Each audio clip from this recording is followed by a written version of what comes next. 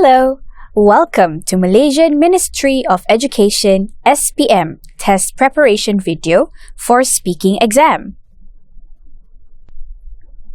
Before we begin, let's have a look at what is changing in the SPM English language exam starting 2021. In the exam, we have 4 separate components, which are reading and use of English, writing, speaking, and listening. Each component contributes 25% of the overall mark, and all skills are given equal importance. The exam is at B1 to B2 levels of the CEFR, although it will report performance from A2 to C1. In this video, however, we are going to look specifically at Paper 3, the speaking component. The exam is set to be in a conducive room with one table for the candidates and the interlocutor and a separate table for the assessor. The interlocutor will hold a stopwatch throughout the session. A whiteboard and a wall clock should be in the room to show the exam date, time, and sessions. In this new format, you will sit for the speaking exam in pairs.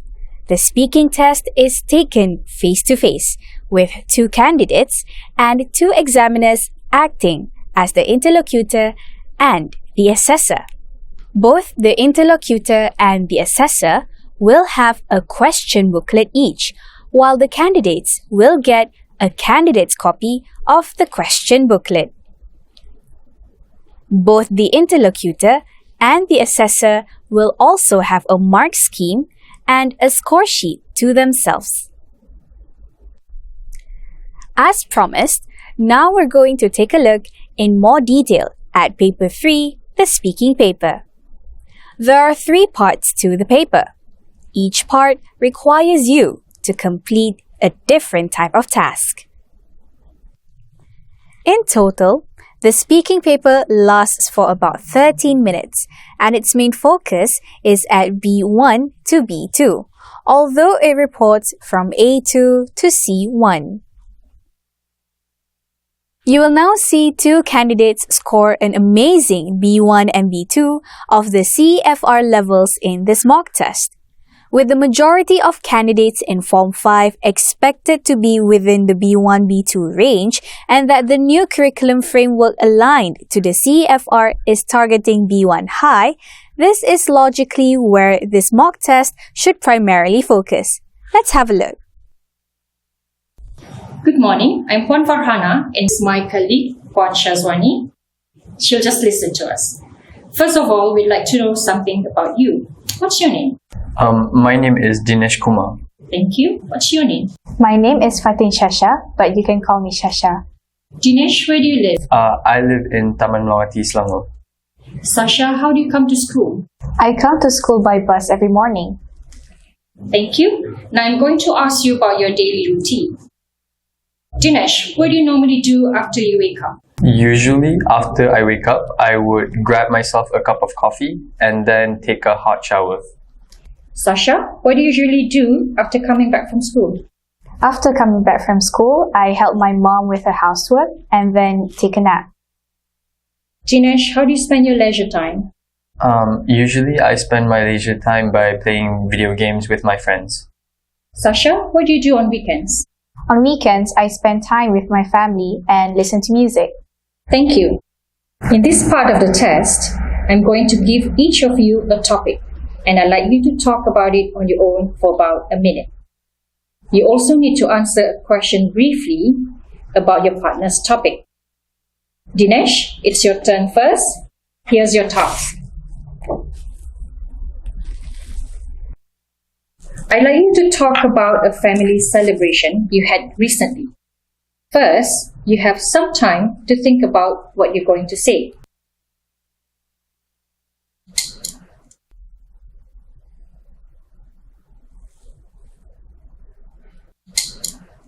Alright, you may start now. A recent family celebration I had was when we all gathered together and celebrated my mother's birthday. This was held at my grandmother's place, and what we did there was we surprised her with a birthday cake and we spent the day playing party games. Personally, I did enjoy myself because it was the first time in a while that my whole family had gathered together. Why I think family celebrations are important in Malaysia is because it strengthens the bond between family members. Thank you. Sasha, what was the last celebration you had? The last family celebration that I had was my parents' wedding anniversary. I personally enjoyed the celebration because I get to witness my parents and the love that they had for each other. Thank you. Dinesh, can I have the booklet, please? Now, Sasha, here's your task. I'd like you to talk about a person you admire. First, you have some time to think about what you're going to say.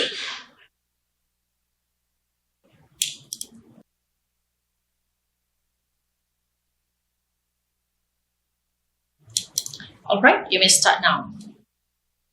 The person that I admire is Jacinda Ardern, the Prime Minister of New Zealand.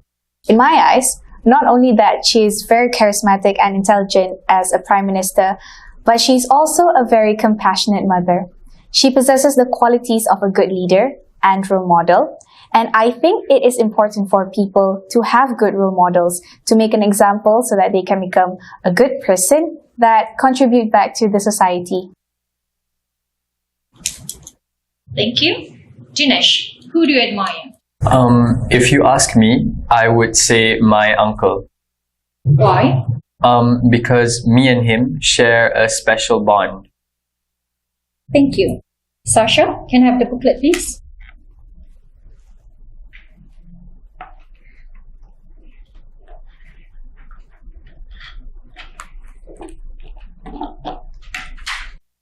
Now, I'd like you to talk about something together for about 3 minutes. The task will have 2 parts. In the first part, you will discuss something with each other for about 2 minutes. Then in the second part, you will have another minute to make a decision together. All right, let's begin with the discussion task. Online shopping is gaining popularity in our country.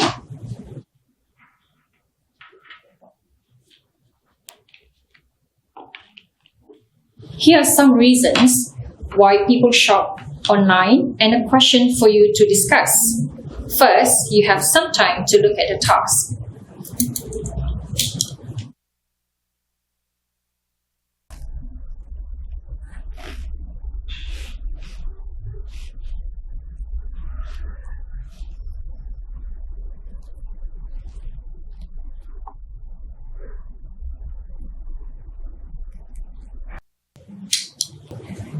Now talk to each other about the reasons why people shop online. One of the popular reasons why people shop online is because they do not have to face the crowd. There tend to be long queues at supermarkets, especially after work hours or during festive season, and this can come off as an inconvenience to some people. When people shop online, they do not have to park and they do not have to queue. And they also can save their time by not queuing or parking to shop for items.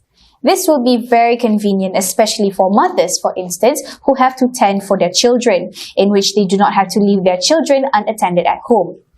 Another reason why people shop online is because they can buy items at online shops for better prices, because everyone loves items that are more reasonably priced. They can also use coupons and vouchers to cut costs. What about you, Dinesh? Why do you think people shop online? Why I think people shop online is because it's more convenient.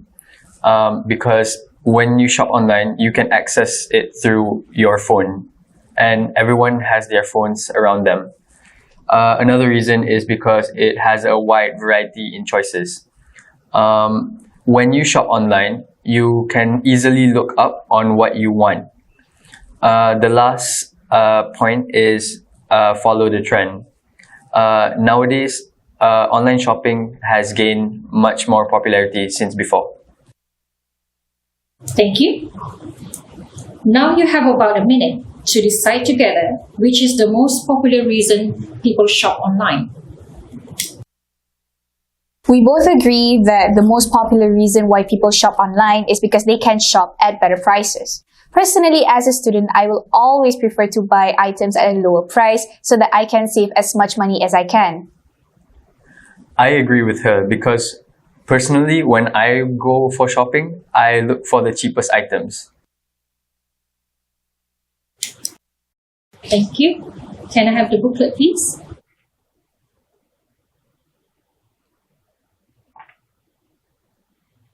You've been talking about why people shop online. Now let's hear your opinion on this. In what ways does advertising in social media influence people's buying behavior?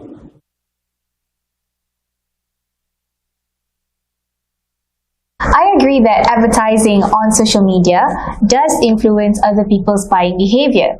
Nowadays, it is a trend to have accounts with large followers advertising items that they sell online in their content posts, which is why we call these accounts as influencers, because they influence their followers and their target audience to buy what they wear or tell.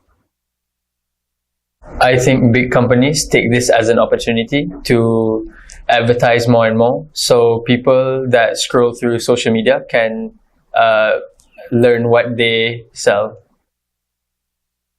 Thank you, Dinesh and Sasha. That's the end of the speaking test.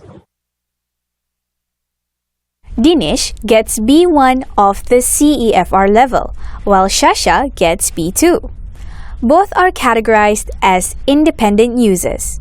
Shasha gets B2 because she can understand questions and instructions directed at her with ease. She shows a good degree of control of a range of simple and some complex grammatical structures. She's able to maintain and develop interactions effectively, often with longer responses and very little hesitation.